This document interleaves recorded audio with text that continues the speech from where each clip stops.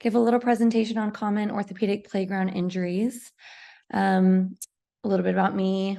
Like she said, been practicing as a PA for the last 8 years. And I'll talk a little bit about in here the anatomy. We'll go over just typical bone anatomy, some things that will help you understand the presentation a little bit more. Some specific terms that we'll also bring up a lot during this presentation. We'll then go over the 10 most common fractures that you would see on a playground.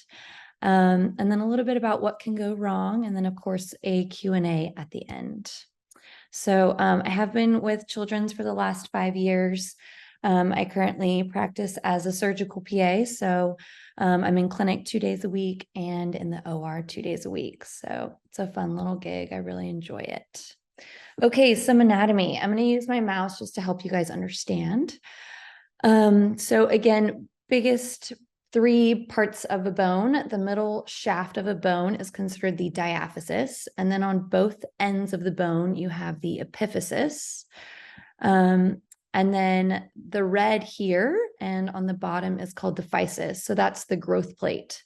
So this particular physis, and whether it's the femur in this image or the radius, the ulna, the tibia, the physis is where you get length in your bones as kids grow.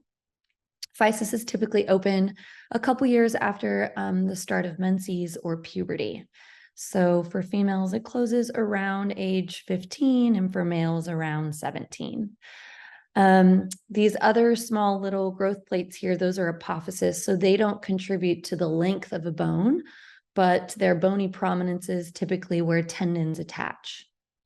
The other part of a bone to know is between the diaphysis and the epiphysis, you have the metaphysis, which is labeled here on the bottom side. Okay. So first thing to understand most is that for kids, bones are their weak links. So ligaments in children are functionally stronger than bone. So when kids injure themselves, they're likely to sustain fractures than sprains of their ligaments.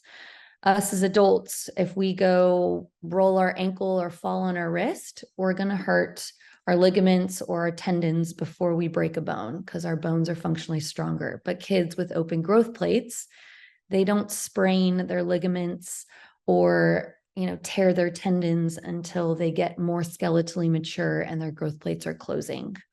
So a lot of times kids will come in and they'll be tender right over the site of their growth plate.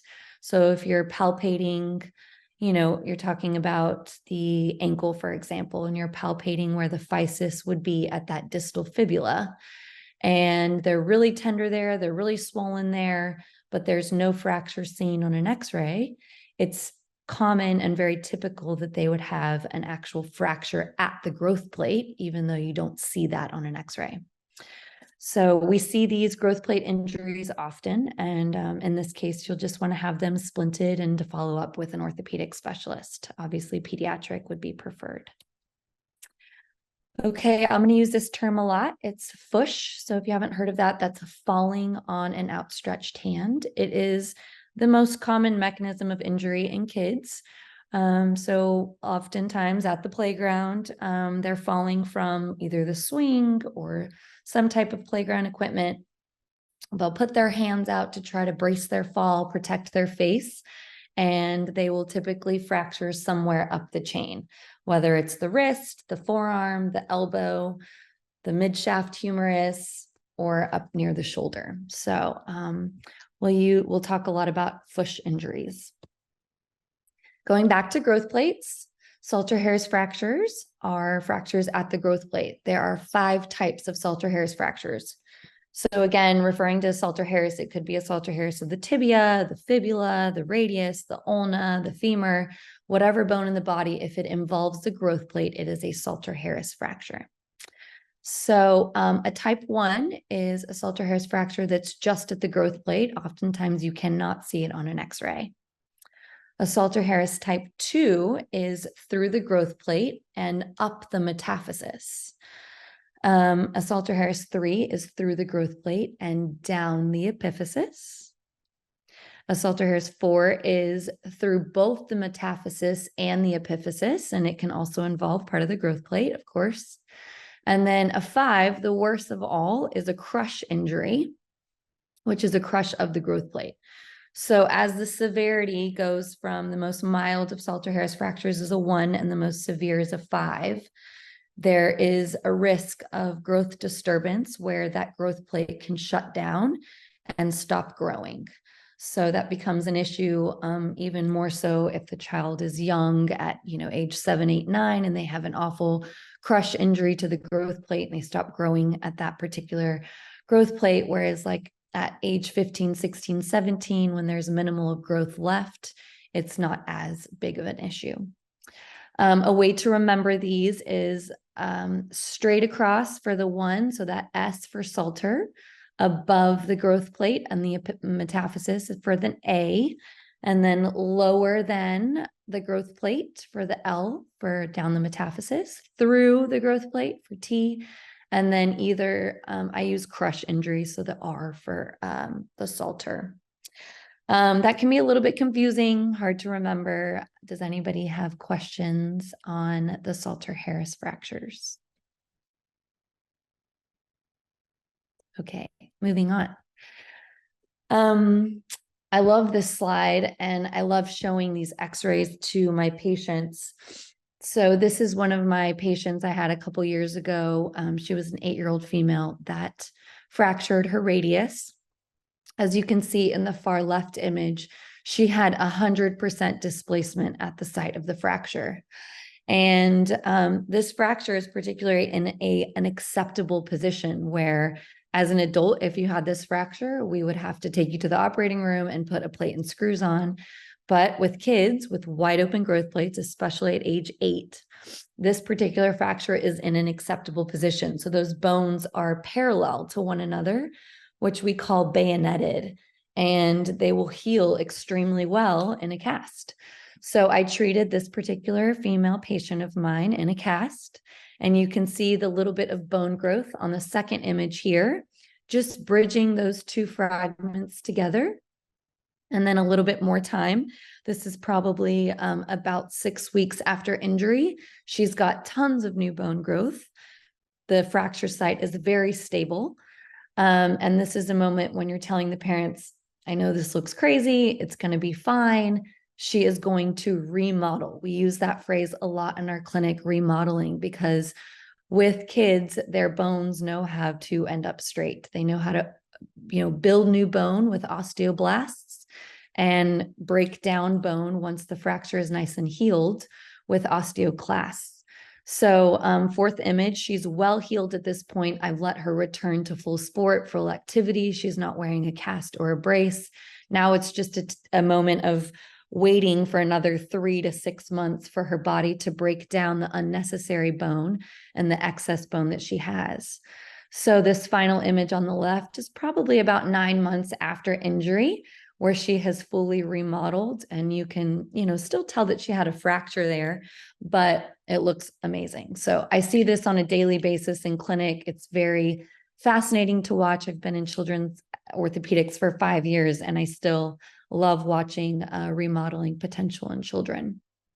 So it's very rare that we have to operate on these types of fractures. Okay, I'm going to go into the top 10 common fractures that we see in our clinic from playground injuries. First one, we'll kind of work our way down from proximal to distal on the upper extremity. So the first one's a clavicle fracture. This is typically a mechanism of falling directly on the shoulder versus falling on that outstretched hand. So you can see here the first image. It's not displaced, it's angulated. They're most commonly mid-shaft fractures, so right there in the middle of the diaphysis. The second image here, completely different patient, and this is 100% displaced. And these heal extremely well without surgery. So it's rare that we ever have to operate on these. If we do, it's typically teenagers that are nearly skeletally mature and they have 100% displacement and a lot of shortening of the actual fracture site. So these particular 2 fractures would not need surgery, believe it or not, and they do just fine. So non-surgical treatment, which is the most common, is just put them in a sling. Unfortunately, right there at the shoulder, there's not a way to cast them. It would be a cast around their neck, which is obviously not recommended. So we just put them in a sling. We allow them to take the sling off for sleeping and bathing, just to get out of it from time to time to range of motion their elbow. But they're in a sling for 4 to 8 weeks, depending on the severity of the fracture. Okay, next one is proximal humerus fracture. So again, very close to the growth plate, if not right out the growth plate. Important thing to note about the proximal humerus, 80% of the growth of the entire humerus comes from that proximal humerus. So when you get that much growth at the site of those fractures, we can accept a lot of angulation and displacement without needing to do anything. In 5 years, I have never operated or gone to the operating room or had to reduce any proximal humerus fracture because we can accept so much displacement and angulation. Mechanism is, again, like the clavicle, usually falling on that shoulder or a direct blow or trauma to the shoulder. This first image is a fracture right through the metaphysis and the growth plate. So that would be a Salter-Harris 2 fracture. And then the second image on this page shows actually a healed proximal humerus fracture with incredible amount of remodeling. So that's what we see with these. They do so well without surgical treatment. A Salter-Harris 1, so just through the growth plate, is most common, less than 5 years of age. And then a Salter-Harris 2, so through the growth plate and the metaphysis, such as this image here, is usually common between a child greater than 12 years of age. And then a metaphyseal fracture not involving the growth plate, but just below the growth plate, is very common between the ages of 5 and 12. Even if it's just a small little buccal fracture at the metaphysis, we see those quite often between the ages of 5 and 12. So treatment for proximal humerus fractures, most commonly non-operative. Again, with the younger kids, you can accept a lot of angulation. So if they're less than 10, it can be 90 plus degrees angulated and we leave it alone because it will heal just fine. Sounds crazy, but it's pretty fascinating. And then 10 to 12, a little bit less degree of angulation that you can accept, up to 60 to 75 degrees of angulation. And then greater than 12, you can accept up to 45 degrees. For treatment of this, we do a sling. A swath is also an option for both the clavicle and the proximal humerus. And that just means we typically grab an ACE wrap. And if my right arm, or the one that I'm pointing to here, if it's fractured, we would just basically put an ACE wrap around their chest and around the affected extremity to stop them from being able to abduct their arm. So that's a good option for our younger kids that are just a little bit more wild and not as compliant with the sling. We'll put them with a swath as well. If we do have to operate, if that degree of angulation is greater than what I've described here, then we will take them to the operating room and usually just do a closed reduction where we don't make an incision. We just manipulate the arm to try to line up that fracture to either be perfect or in an acceptable position, and then we leave it alone. If it's not a stable fracture and we put it back in place, but it wants to kind of pop back out and it's just not staying where it needs to stay, then we'll use a pin or a plate for fixation. On to the next fracture, supracondylar humerus fractures. So supracondylar humerus fractures are at the elbow, and they're the most common type of elbow fracture in children and adolescents. They actually account for 50 to 70% of elbow fractures, and they're typically between the ages of 3 and 10 years old. So I see at least one of these in clinic every day. When you're talking about the name, so I'm going to point here to this first image, but the condyles on the distal humerus, there's 2 condyles, a medial condyle and a lateral. So this is actually the medial side over here. And then this is the lateral epicondyle over here. So supra, again, meaning above the condyles. So supracondylar would be a fracture just above the medial and the lateral condyles at the distal humerus. In this particular image, you can see there's a very, very faint line. Sometimes these are very difficult to see. There's a little break here in the cortex or the outer part of the bone. And then that fracture extends all the way through that supracondylar aspect of the elbow or the distal humerus. It's hard to see on this image, but again, you can see a little break in the cortex here. And then a little bit more obvious in this third image on the right. Here's the fracture line on a lateral image here. So supracondylar humerus fractures are the most common orthopedic fracture that we operate on. It's kind of the bread and butter of our trauma practice. And the reason for it is because even though the fracture would actually heal just fine, because it's at the elbow, if we just let it heal in the position that it's at, the kid will lack range of motion of their elbow. So depending on the severity of the fracture, we'll have to operate a lot on these type 2 and type 3s. So we'll go into those types here in a second. The mechanism is typically falling on an outstretched hand, so a foot injury. And there can be two types, an either extension type of supracondylar or a flexion type. 95 to 98% of the time, it's an extension type. So when they fall on that outstretched hand, that elbow goes into a little bit of hyperextension. And so it's typically a foot injury with an extension injury of the supracondylar aspect of the humerus. There are three types. So when you look at the lateral image on an X-ray, you'll be able to tell what type it is. So a type 1 is a non-displaced fracture. So you can see that fracture line above the condyles, but everything is in place. The cortex on both the anterior aspect of the humerus and the posterior aspect of the humerus is intact. And that would be a type 1 treated in a cast. You don't have to do anything else. You just put them in a cast for 4 weeks. A type 2, there is a mild displacement of the fracture. Usually the anterior cortex is disrupted and not intact, and then the posterior cortex is in fact intact. And then type 3 is 100% displacement. So if I go up here to this image again here on the right, this is actually a type 2, where the anterior cortex is not intact, that posterior is still intact, and there's some displacement there. So this would be a fracture that we'd have to operate on. Type 1s, again, treated in a cast. Type 2s, depending on the severity, it either goes into a cast, sometimes with a little bit of a mold on the cast to make sure that that fracture doesn't become more extended or more displaced. And then a type 3 is always taken to the operating room for surgery. Surgery for these entails either a closed or open reduction. Most of the time, I would say, 80-90% of the time, we can close reduce these where we just manipulate the arm, we flex it, we try to get that fragment on the distal aspect of the humerus back in place.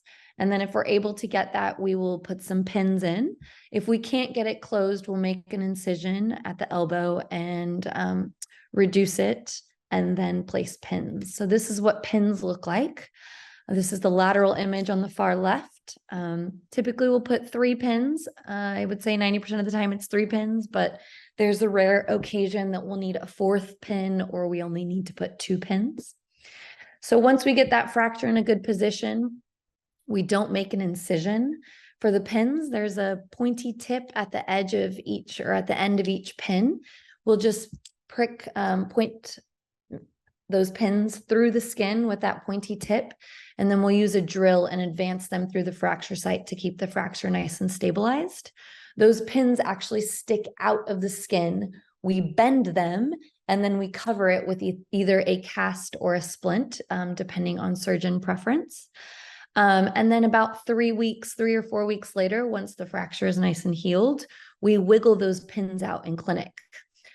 Sounds gruesome, but kids actually tolerate it really well. It avoids another surgery. Their bone is nice and healed, so it feels weird more than anything, but it's not necessarily painful. And then there's just the little pinholes. So those are just covered with a little bandage, Neosporin, Band-Aid for a few days. And we get their elbow moving quickly after pin removal so that they don't develop any sort of stiffness. So a very common surgery that we do. Next is below the elbow. So distal to the elbow at the radius, you get a radial neck fracture. So the neck refers to the metaphyseal portion of the proximal radius. So again, just below the growth plate, oftentimes involving the growth plate. So it's a Salter-Harris 2 or just a metaphyseal fracture. These are very common between the ages of 9 and 10. Again, it's another injury that's fush related where the elbow goes into a little bit of hyperextension as that child is trying to brace their fall. And instead of breaking at the humerus, they'll break at the proximal radius. So less than 30 degrees of angulation, these can be casted and immobilized. At the elbow, they heal very quickly, 3 to 4 weeks. So we don't keep them in a cast any longer than 4 weeks. They get tons of new bone growth and they get their range of motion pretty quickly as long as we get them out of the cast and moving it. If it's greater than 30 degrees, unfortunately, that's going to require either a closed reduction only or a closed reduction and pinning. You don't want to mess with these too much because of the growth plate. Yeah, we'll try to reduce that without making an incision, and it typically goes well. And then you just place a pin and wiggle that pin out at the 4-week mark. Okay, moving on. So midshaft fractures. These are always so crazy looking on x-ray. I'm sure you guys are looking at them like, wow. These are the noodly arms that, are deformed to many degrees, sometimes open because the bone will pierce through the skin. And usually see these in the emergency room first. They don't just show up in clinic like some of your other fractures will. They're common between the ages of 10 and 14 years of age. It's usually a fush injury. These remodel extremely well, again, if you can get them in a bayoneted position where they're parallel. So even if you can't get those two fragments right on top of each other, if they're in a parallel position, bayoneted, they do extremely well with a molded cast on to keep those two fragments in place.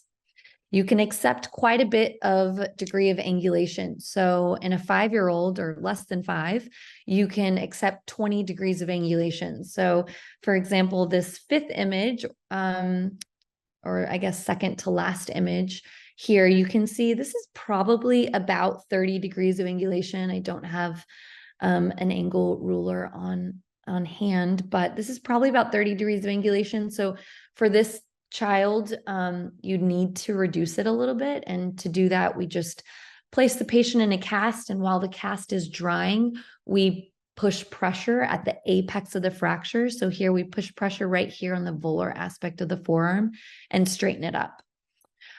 So 5 to 9, you can accept 15 degrees of angulation, and greater than 10, you can only accept 10 degrees, or you'll end up with a deformed forearm if you accept any more. So again, if they're more than that, then they will need either closed reduction or open reduction and internal fixation.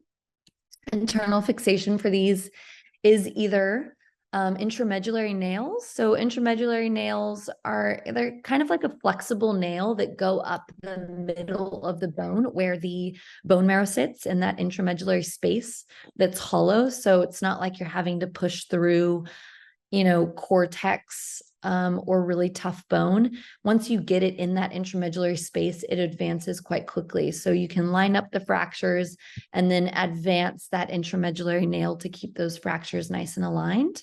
And then you'll put them in a splinter, a cast. If the kid is older and needs a stronger construct because the flexible nail isn't going to keep it in place, then we'll do a plate and screws. So the first few images have the intramedullary nails, and then these last two are midshaft fractures where we had to put plate and screws on them. Any questions thus far? Okay. Super common fracture here that we see, the distal radius and ulna. It's oftentimes both, but sometimes it's just one or the other. If it is one or the other, it's more commonly the radius over the ulna. If it's both, the radius is typically worse than the ulna. And the ulna, if you can't remember, is the skinnier of the bone at the wrist. So this is the ulna here on this image, and then the radius here. This kid is so young that you can't even see the epiphysis. So the growth plate would be right here, and the epiphysis hasn't formed yet because this child is so young. Okay, so these are also Fush injuries. They have excellent outcomes with cast treatment and immobilization. This first image, you would just need to put them in a removable splint. So that's that Velcro splint that has a plate on both aspects of the wrist, on the volar aspect and the dorsal aspect. It's usually just a couple Velcro straps. You can take it off for bathing. You can take it off for sleeping. You can take it off to eat if you need to wash the splint. So these are very convenient for the family. If it's a more severe fracture, we'll put it in a cast.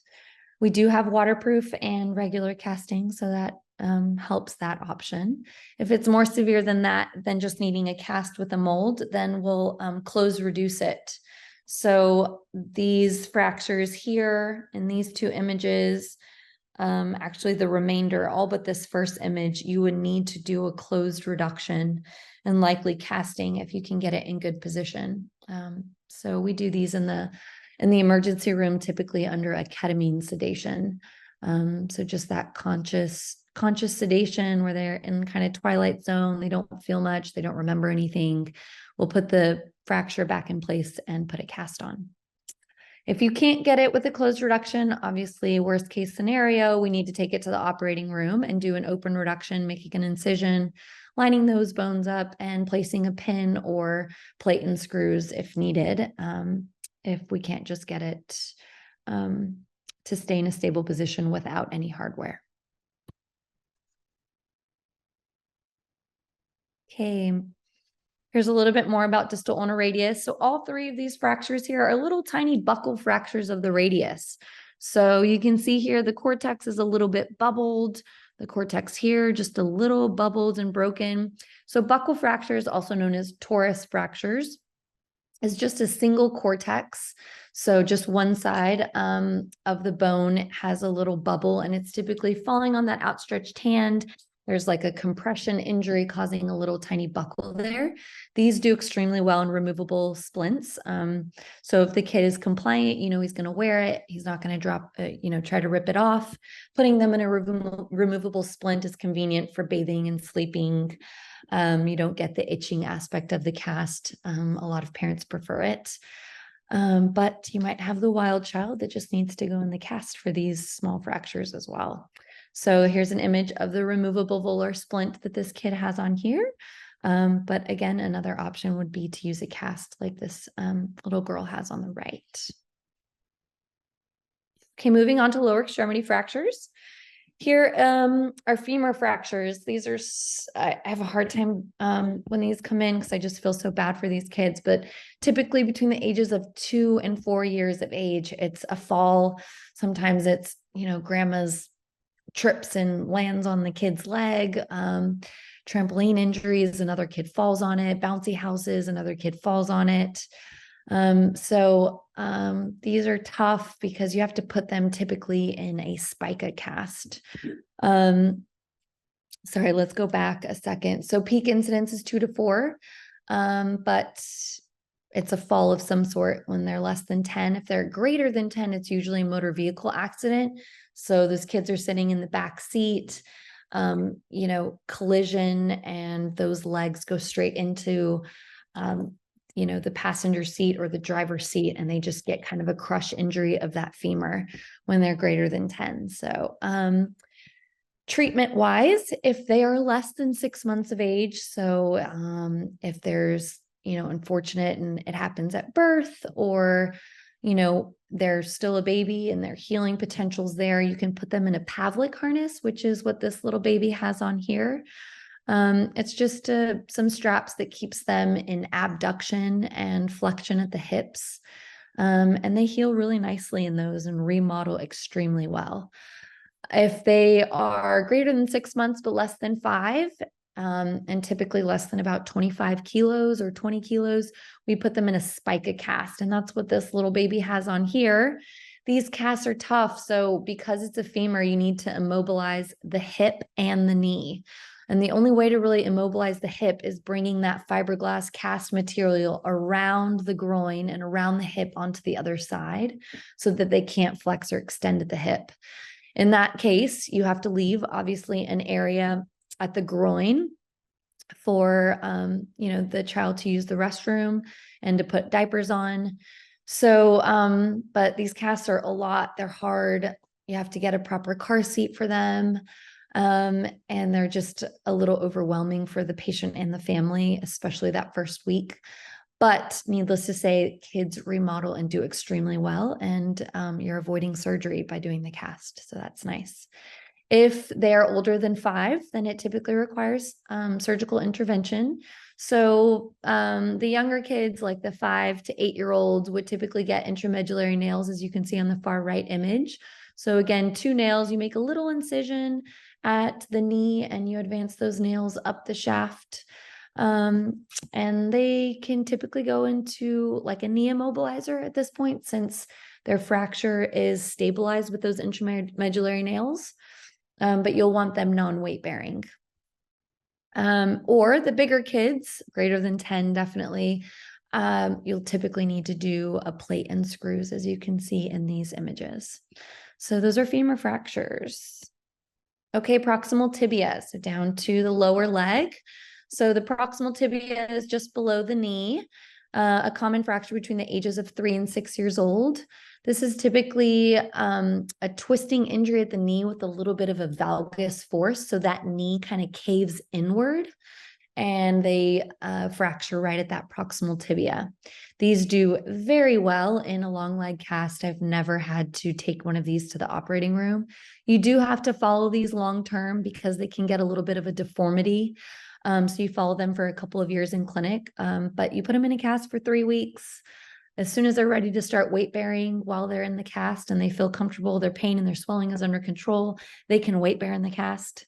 And these heal quite well. You take them out of the cast at 3 weeks and let them start walking. You restrict them for about 6 weeks. Here's midshaft tibias, similar to the femurs and the both bone forearm fractures. These can come in sometimes open because that bone pierces through the skin. They're very unstable. They are commonly in adolescence due to a pedestrian versus vehicle accident or a direct blow right there at the lower leg. So sporting injury like football or soccer. We do see them from the playground as well, though. Casting is acceptable when the alignment is in a good position. So had one of these actually last night when I was on call and completely displaced, but in a good position. A 7-year-old, I just put him in a cast. If the alignment isn't good, you try a closed reduction in casting unless it's very unstable. And then if it is unstable, then you take it to the operating room and place either intramedullary nails, like you see on the right, plate and screws for a stronger construct on the older children. And if you need an even stronger construct, you would put a very large rod in through that intramedullary space. Okay, toddler fractures, also known as tibial shaft or distal tibia fractures. These are very common from the playground, usually between the ages of 1 and 4 years of age, why we call them toddler fractures. It's a low injury or low energy twisting or a fall. So when we learn these in school, the textbook mechanism of injury is babysitting on mom or dad's lap, coming down a slide, and the foot got caught. Typically, kid is still in shoes. The foot got caught on the side of the slide. Their leg twisted. They got to the bottom of the slide. Kid is screaming, crying, and refusing to put weight on. And then they start noticing that there's swelling in the ankle and the foot. And so they'll come into clinic or the emergency room, and mom and dad swear that it's the foot because the child doesn't really know how to point to their shin or tell them that it's their shin. But this is commonly a little toddler's fracture. Sometimes you can't see these on x-ray, but you'll have tenderness right at that mid-shaft tibia. So that medial shin aspect, they'll have tenderness there. and some swelling there, and they'll withdraw when you barely touch them right there, but you can't see a fracture on x-ray. That's a toddler's fracture. You treat it in a long leg cast for 3 to 4 weeks. Similar to a proximal tibia, you can let them weight bear if it's not very displaced. So these two fractures here, these are non-displaced little toddler fractures. They do really well in a cast, and they can weight bear in the cast. Take it off at 3 to 4 weeks. You'll see lots of healing there in your x-ray at follow-up. And they do really well, but they're very, very common from playground injury on the slide. Okay, and then the last fracture that we will go over, hopefully we're okay on time, is the distal fibula. So these particular fractures is rolling of the ankle, which is typically an inversion force at the ankle. So again, if we as adults roll our ankle, we're going to hurt and sprain our ligaments at our ankle.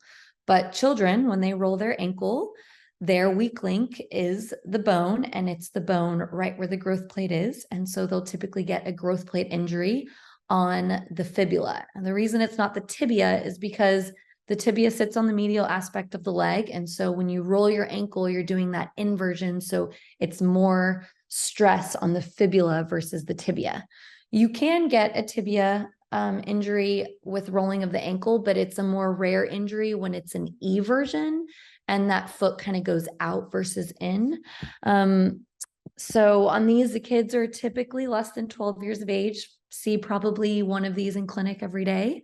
They present the same as an ankle sprain. So you can see the swelling on the lateral aspect of the ankle. They're very tender there, but they're not tender at that soft tissue space where the ligaments would sit, like you would see in an adult. They're tender right at the bone. And the tenderness is just above the tip of the distal fibula where that growth plate is. So if you kind of follow that lateral malleolus and you bring up 2 finger widths up the very tip of the fibula, that's where the growth plate sits, and that's typically where they're most tender. On this x-ray, you can see it's a Salter-Harris 2 because it goes through the growth plate and up the metaphysis. But oftentimes in the second image, it's just a Salter-Harris 1. So it just goes through the growth plate. So you can see a little bit of widening here at the growth plate, whereas over here, it's a little bit more closed down. So you would consider this a Salter-Harris 1. They're typically coming in with swelling and tenderness right there. These get treated in a boot, as you can see the girl on the far right. You can put them in a cast if they want a cast or they're not going to be compliant with the boot. And these are usually on for 4 weeks with activity restrictions for 6. So after 4 weeks of immobilizing, you take them out of the boot, out of the cast, and you allow them to get their range of motion going back into a regular shoe, and then gradual return to activity in sports about the 6-week mark. With the boot, it's convenient. They can take it off for sleeping and bathing, which is nice, and with walking activities only. So again, these are subtle on an x-ray if they're not a Salter-Harris 2, 3, or 4. Sometimes you don't get the widening at the physis, but if they're truly tender there at the distal fibula, you treat it as a Salter-Harris 1. Okay, my last slide is what can go wrong. These are some pictures of some pressure sores. So when kids go in casts or splints or even a boot that's not ever removed, they can develop pressure sores. And unfortunately, kids at young ages can't tell mom and dad that, hey, I'm feeling sore at my heel, or, my heel hurts. They don't know how to express that. So you want to be very cautious when putting on a cast or a splint or in a boot that you have enough of padding, the web roll or the cotton padding that you would put on before the fiberglass or the plaster. And you want to make sure that there is plenty of that at the heel and any bony prominences. So if you're putting on a long arm cast, you want to make sure the elbow has lots of padding. If you're putting one on the knee, you want to make sure that the knee has plenty of padding, especially with fractures that bleed a lot. There's a lot of swelling. Once that swelling goes down, then they get a lot of pressure there at those bony prominences. Okay, I do have a few questions for y'all. I'll give you some time to answer aloud if you want, or just think about the question on your own. So first question, these are all true and false. The most common mechanism of injury for a toddler's fracture is jumping off of a slide.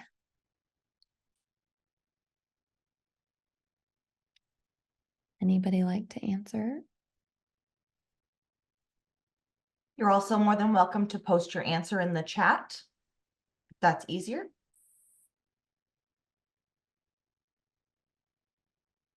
Okay, the answer to that one is false. Just a few slides up, remember we talked about coming down a slide. That is the textbook, very, very common mechanism for a toddler's fracture is coming down a slide and the shoe gets caught. So answer to that one is false. Second question. Children are more likely to sprain a ligament than break a bone. Another false. So, yep, good. I saw the poll there. Thank you for doing that. 86%. So false. Kids are more likely to hurt their bones. So again, it's very rare for a 7-year-old, 8-year-old, 9-year-old to come into my clinic and have a sprained ligament. When their growth plates are wide open at that age, they are going to hurt their bones. Their bones are their weak link, right where the growth plates are at, where that cartilage sits, where their bones are growing in length as they get taller and bigger. That's their weak link. So adults, we sprain our ligaments, we hurt our tendons, but kids, they're going to hurt their bones before they hurt their ligaments. Okay, here's some x-rays here. There's a lateral image of the elbow and an AP image of the elbow. These x-rays demonstrate a type 2 supracondylar humerus fracture. So try to go back and remember type 1, 2, and 3. And is this a type 2? Hopefully I'm giving you guys enough time to answer. Okay, so this is in fact a type 2. So true on this one. So we'll go back and I'll kind of go over that. So a type 1, remember there is no displacement at all and the cortex is intact on both the anterior and the posterior aspect in a type 1. A type 2 is when the anterior cortex is not intact, but the posterior is intact and there is some displacement. So you can see this distal aspect of the humerus is extended backwards or extended posteriorly. So this is an extension injury where the anterior cortex is not lined up. So this piece here should be up here. And so there is displacement. This one is a type 2 that will need surgery. So we'll, almost always be able to reduce these without making an incision, and we'll place those pins. Those pins will be removed for 3 to 4 weeks. On this image, again, harder to tell if it's a type 1, 2, or 3 on an AP image. You would always want to look at a lateral image. But on this AP image, you can see that fracture is just above the condyles extending through. There's a nice little buckle in the cortex over here. So this is a type 2. And then again, a type 3, you would see complete displacement. So this fracture, this fragment of bone here of the distal humerus would not be touching this part of the shaft at all for a type 3. Okay, question number 4. Spica casts are commonly used to treat midshaft femur fractures in children 4 to 7 years of age. Correct. That is false. I was looking at the answers. 83% said false. Yes, that is false. And the reason for it is because the age. So spica casts are commonly used to treat midshaft femur fractures, but more commonly between the ages of 1 and 5 or 6 months to 5. When they get bigger than 5, they're typically weighing more than 20, 25 kilos. And so the fiberglass doesn't keep the fracture stable because they're just too strong for that type of cast. So I'm just going to scroll back up to this image here. Here's a spica cast here. Remember, it goes all the way across the torso to keep the hips immobilized so that that femur doesn't move and stays in a good stable position, and it will heal. So commonly used between ages 6 months to 5 years of age. Okay, and the last question. Patient had a foot injury and is having moderate tenderness to palpation at the distal radial physis. So right at the wrist, distal radial physis. X-rays are negative for fracture. This is likely a Salter-Harris 1 of the distal radius, and a removable splint is appropriate treatment. Awesome. Great. So yes, this would be a Salter-Harris 1 of the distal radius. That would be the diagnosis. Kid falls on an outstretched hand, comes in, very tender, painful, right at the wrist. You look at x-rays. X-rays are completely negative, nothing. You can't see anything. You can't even see any widening at the physis of the distal radius, but they are point tender, right next to where the physis would be. So you would treat that as a Salter-Harris 1, not a wrist sprain. This is not a ligament injury. If they're painful and tender right at the bone, this is a fracture of the bone of the growth plate. And yes, a removable splint is a great and appropriate treatment. They can remove it for sleeping and for bathing. They typically wear it for about 4 weeks, 6 weeks of restrictions.